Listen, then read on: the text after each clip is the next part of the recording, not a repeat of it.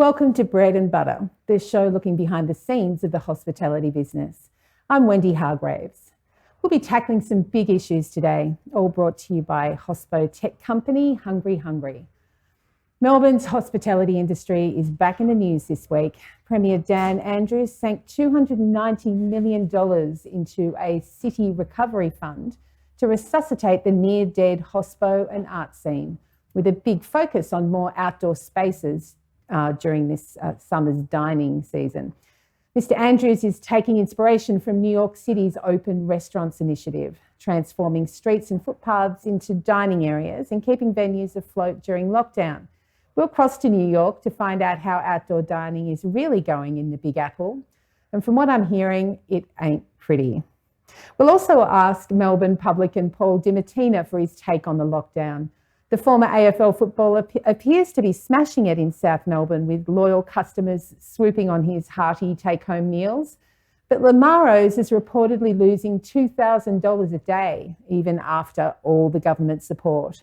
And Paul tells me the push for outdoor dining will set him back even further. Meanwhile, some good news for restaurants, pubs and cafes in regional Victoria. From midnight tonight, they can move freely, and restaurants and pubs and cafes can restart indoor and outdoor trade with capped numbers of customers. Premier Andrews won't speculate on whether he'll change Melbourne's roadmap to include indoor dining or whether he'll relax restrictions early here. Regardless, our country neighbours are celebrating their release from lockdown hell, and we'll cross to one of the state's most successful country bakeries to find out what that looks like. But first, let's look at this week's news in food and drink, brought to you by HungryHungry. A Mornington Peninsula cafe owner has mounted a legal challenge over Victoria's coronavirus curfew, arguing it breaches her right to freedom, liberty and security. AAP reports that Michelle Loyello filed the suit in Victoria's Supreme Court, and an application to escalate the case to the Court of Appeal will be heard today in Supreme Court.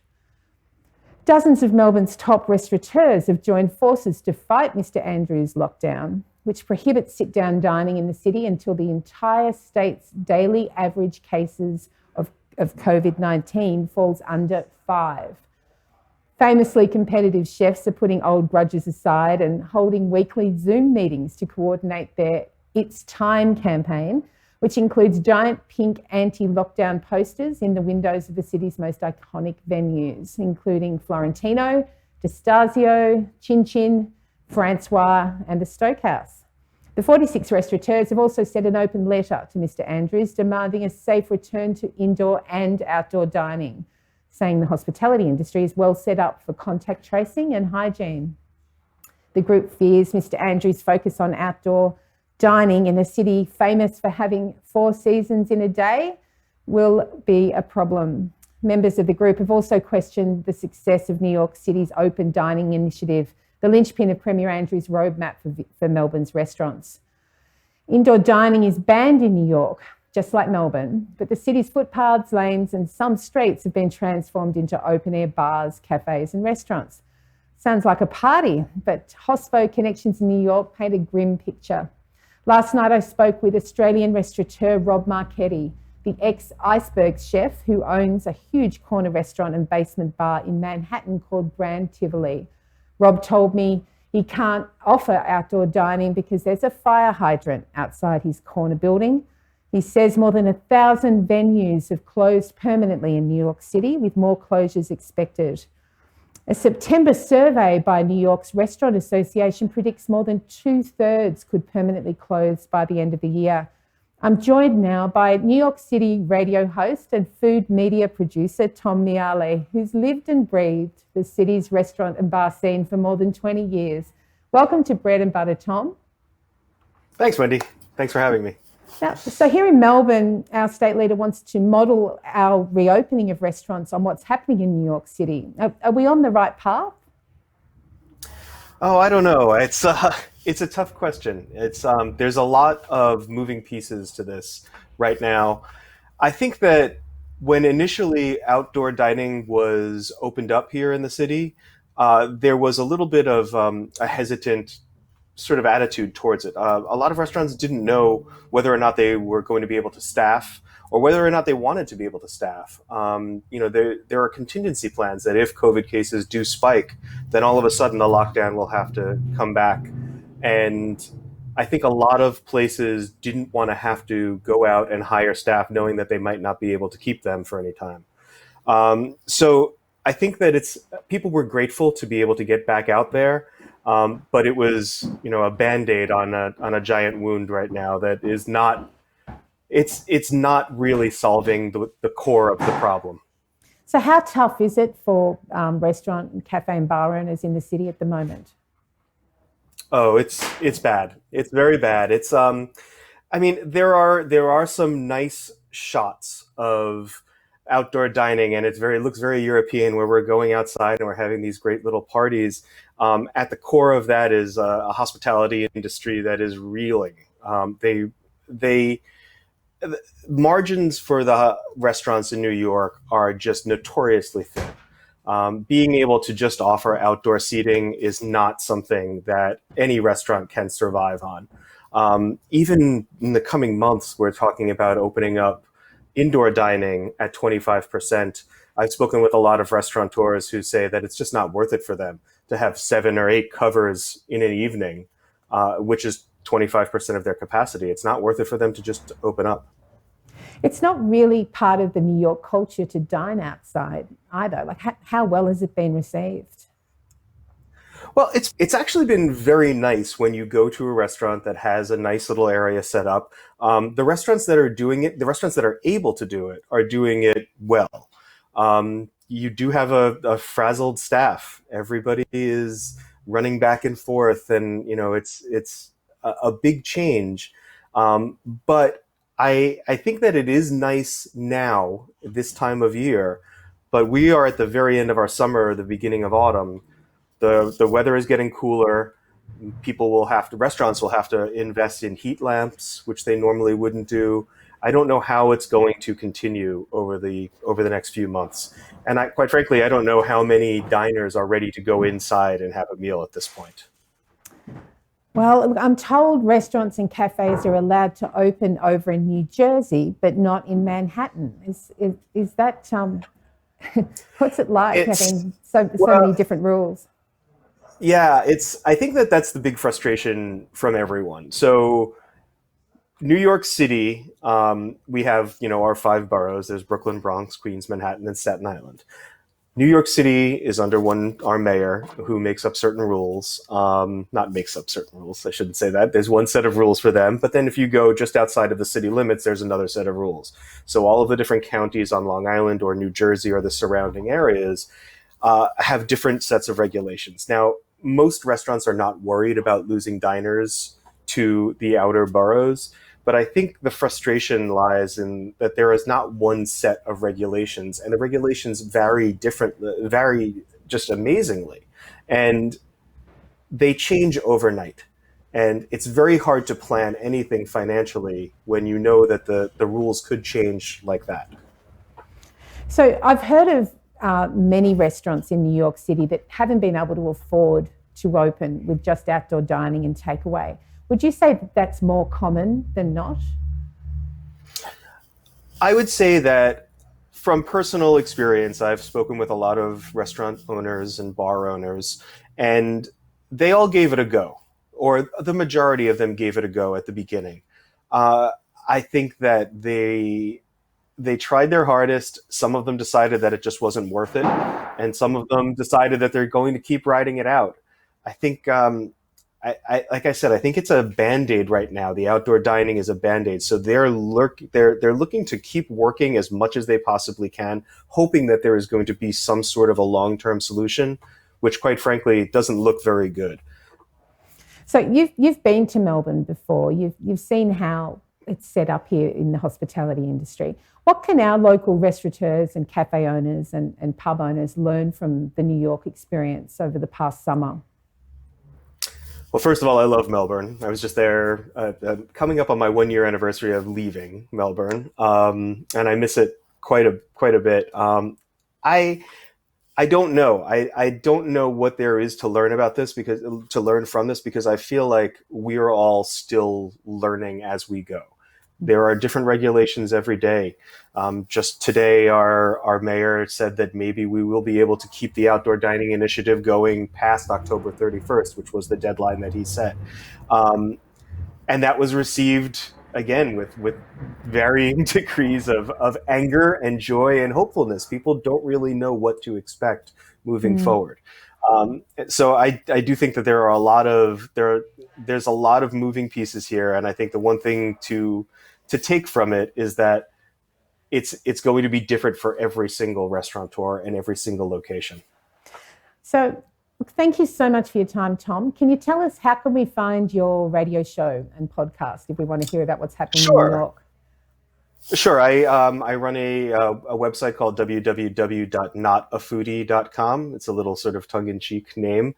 And we have a radio show and a podcast. You can find all of that information from www.notafoodie.com. And you can follow us on Instagram at the Not a Foodie Show. Fantastic. Thank you for your insights from New York, Tom. I really appreciate your time. Thanks for having me, Wendy. That was Tom Miale, one of New York's most respected food media producers and a longtime fan of the city's restaurant scene. Back in Melbourne, restaurants and hotels are hemorrhaging money in rent, wages, utilities and food costs just to stay afloat with takeaway and home delivery. My next guest is Paul Dimattina, one of the city's most respected publicans at Lamaro's Hotel in South Melbourne. Welcome to Bread and Butter, Paul. Hey, Wendy, how you doing? Pretty good, thank you. Now, you've heard about New York's outdoor dining scheme. What's your take on Melbourne's push to follow suit? It's a preposterous idea. I mean, we appreciate the government at least trying to finally give us a little bit of a hand, but the reality is Melbourne, the weather, we're not New York. They've got their temperature's about 8 degrees on average warmer than Melbourne across the year, or this time of the year, not in winter, obviously. They have a lot less days of rainfall. So, and I think I said it the other night, Melbourne, we're close to Antarctica. We're the great southern land. We're the southernmost point on this, on the mainland. Then you've got Tasmania and Antarctica. So the 4 seasons in one day, it makes for outdoor dining an impossibility in Melbourne. Yes, outdoor dining in conjunction with indoor. We embrace that, but we do not embrace outdoor dining only. It's just a Band-Aid solution. It doesn't make sense. And there again, it's another decision that's not been done in consultation with anyone from our industry. Now, you're one of Melbourne's most successful publicans and you're lucky to be in a pretty well-off suburb. So I imagine you're one of the lucky ones in lockdown to have some loyal, rusted-on customers.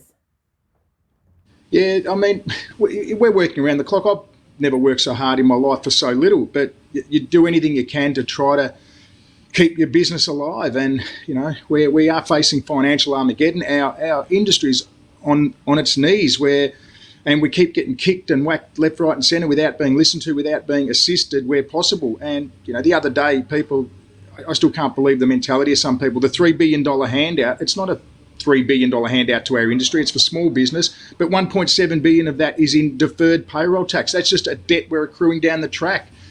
Some of it just doesn't make sense. We've been closed for over 220 days for regular trade now, over 220 days. So this offer, if you're lucky enough to get the grant between 10 and 30,000, if you can attain 30,000, what's that equate to for 220 days closed? Maybe $150 a day in some form of token compensation. It's just too little too late in a lot of ways. What about the $27 million announced in waived liquor licence fees for 2021? Will that help? I mean, our liquor licence fee here is about $4,000. Every little bit's going to help. Don't get me wrong. Every little bit will help. But, some of them are just absolutely token gestures. And we want more action taken. We want to be listened to and listened to properly. We are safe. We keep harping on about the fact that how regulated our industry is with the Liquor Licence Act. There's the Food Act, where our reputation's on the line every time we open our doors, every time we serve a customer, our reputation's on the line. The last thing we want to do in our industry is reopen and have outbreaks. We know we're safe. We will keep our customers safe, and people want to get out. People do, and people who don't want to get out, that's fine. If you're uncomfortable, stay home. We're not asking you to come out. The majority of the public now wants to get out of their house. A lot of the kids want to go back to school. as I said, if you feel unsafe and you feel threatened by the coronavirus, stay home. The choice is yours. Listen to Dan, stay home for that. But the rest of us, if you want to go out, we should be able to go out. We still have a right to be able to enjoy a community hub, which, restaurants, cafes, pubs and bars are. We're a community hub, and the community's crying out at the moment to catch up with each other and to, enjoy each other's company again, and all these things that are being deprived of us.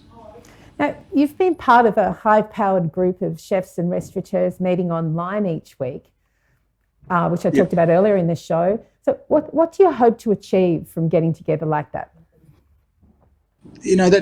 We discussed it again yesterday. It's just fantastic that we've all banded together as a team. I think everyone's pushed rivalries aside, past whatever may have happened in the past is done. Everyone's, on the same page trying to move forward as a united group. There's some amazing mix of brains and great chefs. There's great front of house people, some great mathematicians in there as well. Everyone's got their skill sets, and as I said, it's the first time everyone's really banded together as a team to ensure the survival of our fabulous industry, which, we're one of the cornerstones of the economy here in Victoria. We're the lifeblood. We employ so many people. We want our staff back at work. We want to employ more people, and we feel at the moment we are being completely hindered and not listened to in what we're doing. So it's just been great to have everyone getting together like they have, and some great minds, and the way that everyone's banded together is really heartwarming. So if you had the ear of the Premier, you basically got to sit down with him. What would you want him to do? We would like him to listen to the reasons that we believe we can open and reopen safely. As we keep saying, it's time. And he said it himself that, the outbreaks aren't in restaurants, they're not in pubs, they're not in cafes, they're in, certain household situations. So we want to be listened to. As I said, I think, Dan's got ears, he's got to start using them to listen to us. We are crying out for help, we're crying out to be listened to, we're crying out to reopen, and we want to reopen safely, and we know we can reopen safely. And there's the majority of the public want to get back out again. And I think, I'll say it again, if you don't want to go out, you don't have to. No one's forcing you to do it. And everyone's entitled to an opinion, and we appreciate that. We've just got ours, and we know what we can do to ensure the safety of our customers and the community. Well, perhaps Premier Andrews has been listening, since yesterday he announced that regional Victoria can be substantially relaxed on their restrictions from midnight tonight. Do you see that as a glimmer of hope for Melbourne restaurateurs? Absolutely. I think, finally, absolutely, absolute glimmer of hope. And we've just got to stop this blanket policy for everybody. I mean, friends of ours down in Sorrento, that there's no cases down the Mornington Peninsula, especially there.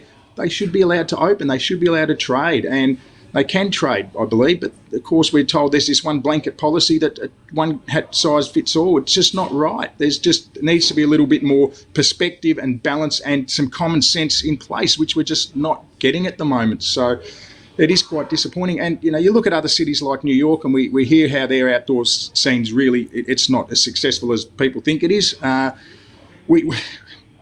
We just really want to be heard. We want to be listened to. We want to be understood. And, we know that we're banding together. I mean, our stance, and we're not shying away from it, is that outdoor is not an option. We are not going to open outdoor only. It has to be in conjunction with indoor. Whether it's limited indoor to start, that's fine, but just let us get our venues reopened, and we promise we can do it safely. And we've all got COVID plans, and don't forget the cost of running your business is going to go up exponentially when we do reopen anyway, by having extra staffing just to make sure that we are cleaning like we were when we opened for the 6 or 7 weeks at the start of June. And we know that there was no outbreaks then. People went out, they were comfortable going out.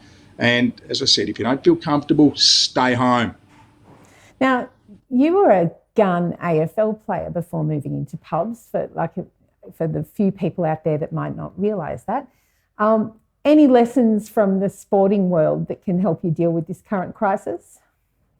Absolutely. The one thing with myself, obviously, I was a pretty hard-working, and I still am a hard-working person, and I was always part of a team, and I was never a Brownlow medalist or a best and fairest winner, and that's for absolute stars, but I was just a vital cog in a team, and that's what the group of us that are bandied together now, we are a team. We're trying to assist every other venue as well. We believe that you've got the most probably powerful voices there in the hospitality industry, and we want to support and assist all of the smaller venues as well. This is not just a crusade for the bigger venues. This is a crusade for our industry as a whole. We've got a foot in the door with Dimattina coffee, and to see how many of our cafes and the little smaller joints are suffering, it's really heartbreaking, and our heart goes out to them as well. So we're trying to do this for the good of all of our industry, not just we're not a self-serving group just looking after the big end of town. We're trying to represent our industry as a whole, and it's been great. The Restaurant Caterers has jumped on board, and they've been the Restaurant Caterers Association with Wes Lambert and Angela Dawson here in Victoria, who's been great, and Anthony Anomikos have really helped out. They commissioned a survey last week, which more and more people are starting to fill in the survey, and the staggering thing is that looks like at least 55 to 60% of venues will never reopen again. That's just not healthy for what makes Victoria a great state, and what especially Melbourne, we were internationally renowned for our sports, our cultural scene, our dining scene, and our arts, and that's being diminished, and hopefully we can make a comeback. At the moment, you just don't want to drive down the street and see every second shop with a police sign. It's just not a great look, and that's what's happening with our once great city. And I say once great city, we can become great again, and we need to become great, and we want to become great, but we need political leaders who want to assist us in becoming great and not try to hinder the greater cause. Well, on that note, Paul, thank you so much for your time and best of luck. You have one of Melbourne's best chefs in Jeff Lindsay pumping out some great meals at Lamaro's Hotel. So encourage people to get along and support a great pub. Thank you so much for your time.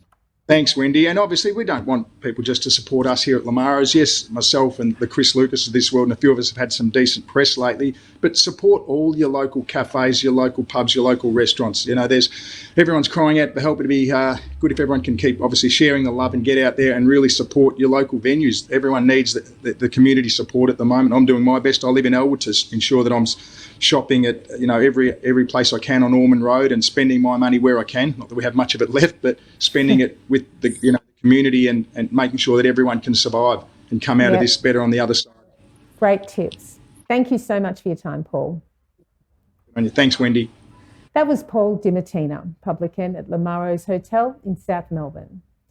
Yesterday, Premier Dan Andrews delivered some good news for regional Victoria. From midnight tonight, curfews and restrictions will be lifted across most businesses and residents will be free to move. This is great news for John Reid, the co-owner of RedBeard Bakery in Trentham, a beautiful hamlet in Victoria's Central Highlands. Welcome to the Bread and Butter Show, John. How are you going? G'day there, Wendy. How are you? Really well. So are you celebrating up there after yesterday's unexpected news from the Premier? Absolutely delighted, I have to say. We're so proud of I guess our whole community for pulling this off and essentially having zero cases for a long time. And I think we're proud of Melbourne for staying out of regional Victoria. Sorry, Melbourne people. But essentially we're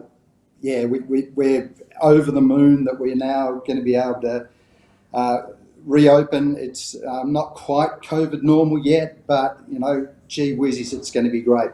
We're of course, in central Victoria, perfectly set up for a beautiful spring of outdoor dining, and there's so many discussions here out my little hamlet of Trentham in central Victoria. We're talking about closing the main street on the weekends, and outdoor dining, going out, spilling out onto the road and stuff. I know Dalesford, which is very close to us, and we're part of Hepburn-shire, they're also talking about doing the same thing. So, sense of enormous relief. I mean, at the same time, obviously I can hear you, Paul. It's appalling. I totally get it. I'm with you. I really can't wait for Melbourne people to be able to get out into the country and visit us, of course, but also just do more around Melbourne. I'm not in the It's Time camp, I'm afraid, though. I'm with Dan and I'm in Stay the Course camp because that's what we've done in regional Victoria and we pulled it off by the look of it. And, it's obviously fingers crossed that we can still keep, numbers down, and we'll have to keep wearing masks and all that stuff as well, of course, and social distancing. But Pretty much regional Victorians can now travel anywhere in the state apart from Metro Melbourne, which is, fabulous. I'm planning to take the kids on a holiday. Well, just to wind back a little bit, John, you're saying that you don't agree with the It's Time campaign. Not at all. Look, but you're sitting up there able to trade indoor and outdoor without any restrictions. So how are you able to say that? It's a little bit rich, and as I said, my heart goes out to Paul. But the other side of the coin down there too is what Paul was talking about at the end there, which is that people are supporting local. People are getting out in Elwood and St Kilda and supporting their local joints, and some people who've been able to cater and pivot, bloody pivoting. Being able to pivot and actually provide for locals in a meaningful way are doing okay, in the hospitality trade. So, and obviously bars and pubs are in real trouble, and it's been harder for them. But listening to Ben and Shuri talking about it this morning on Danny's show, just extraordinary. How some people have turned this horrible lockdown into an opportunity to really reinforce this idea of local food for local people. So how hard has it been without all of your rusted-on fans down here in Melbourne who used to drive up the Calder Freeway every weekend for a taste of your bread? How hard has it been without them? We're missing you, Wendy. We're really missing you. It's been the place has been absolutely a ghost town up here in Trentham. People have been totally doing the right thing, and I appreciate that. I also have to say that we personally here, and I know this doesn't apply to all businesses, but we are so grateful for ScoMo for the because that's let us keep on employing our staff and get them through to this point where we can now hopefully start to trade into the black again and actually employ them properly again, and also to Dan Andrews and the Victorian government for all those small business grants, which have allowed us to do things like we've just we've used some of that 10 grand we got to actually build a new pastry room. So we got a sourdough pastry room that we built out the back with that money, brand new sheeter, for laminating, and we're going to have within the next couple of months we're going to launch a sourdough pastry range, and we haven't done those for 10 years or so, but we've been able to rejig the whole bakery now and offer those. That's fabulous. I'm sorry to cut you off there, John. You've got me salivating. I'm really excited to hear that you've got new stuff happening, and I really appreciate your time. We've run out of time, unfortunately. Now, thank you though, John. That was John Reid, the co-owner of Trentham's RedBeard Bakery, producing amazing sourdough in one of Australia's oldest Scotch ovens up in Trentham. You've been watching Bread and Butter, brought to you by HungryHungry. I'm Wendy Hargreaves, and I'll be back next week with more news from behind the scenes of the food and drink business. Until then, eat well and stay safe. Stream us live on the Ticker app, Apple TV, Facebook, Twitter, YouTube and tickertv.com.au. Ticker, streaming news now.